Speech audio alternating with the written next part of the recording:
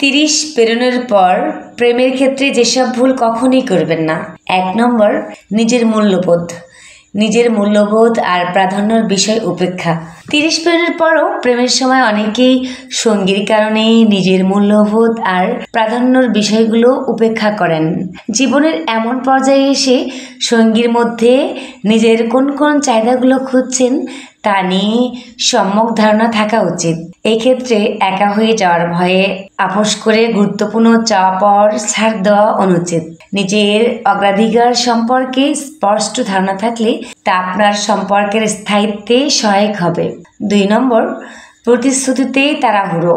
বয়স 30-এর গণ্ডি পেরিয়ে গেলে পরিবার ও সমাজের কাছে থেকে বিয়েটা করে সংসারী হওয়ার চাপ আসে। তাই বলে প্রতিশ্রুতি দেওয়ার ক্ষেত্রে তাড়াহুড়া করা উচিত নয়, বরং সম্পর্কের স্থায়িত্ব ও দীর্ঘসূত্রিতা সম্পর্কে পুরোপুরি নিশ্চিত হতে প্রয়োজনীয় সময় নিন। কারণ নিজের দিক শতভাগ নিশ্চিত না হয়ে সঙ্গীকে প্রতিশ্রুতি দেওয়ার ভুল করলে তা ভবিষ্যতে আপনার অনুশোচনার কারণ হতে পারে। 3, অন্যর সঙ্গে তুলনা। অনেকেই সঙ্গীর সামনে নিজেদের প্রেমের সম্পর্কের সঙ্গে বন্ধু বা আশেপাশের পরিচিত মানুষের প্রেমের তুলনা করে থাকেন। মনে রাখা উচিত, প্রেমের ক্ষেত্রে এক একজনের দৃষ্টিভঙ্গি আলাদা। এক্ষেত্রে অন্যদের তুলনা করলে সেটি সঙ্গীর মনে বিরূপ ধারণা সৃষ্টি করতে পারে।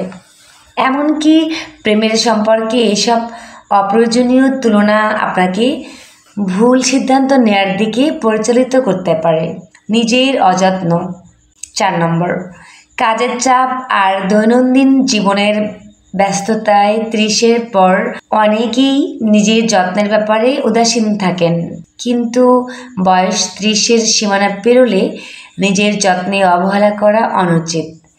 এতে প্রিয় মানুষটির কাছে আপনার প্রতি আকর্ষণ কমে যেতে পারে।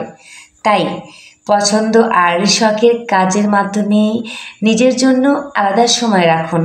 এতে যেমন আপনি নিজে আত্মবিশ্বাসী থাকবেন, তেমনি আপনার সম্পর্কেও ভারসাম্য বজায় থাকবে। 5 নম্বর, অতীতে পড়ে থাকা। মানুষ মাত্রই ভুলের ঊর্ধ্বে কেউ না। স্বাভাবিকভাবে জীবনে চলার পথে অতীতের সম্পর্কে ভুল হয়ে থাকতে পারে, কিন্তু অতীতের সেই ভুল নিয়ে কখনো নতুন সম্পর্কে জড়ানো ঠিক না। নতুন সঙ্গীর সঙ্গে সম্পর্কে জড়ানোর আগে অতীতের ভুল নিয়ে পড়ে থাকবেন না।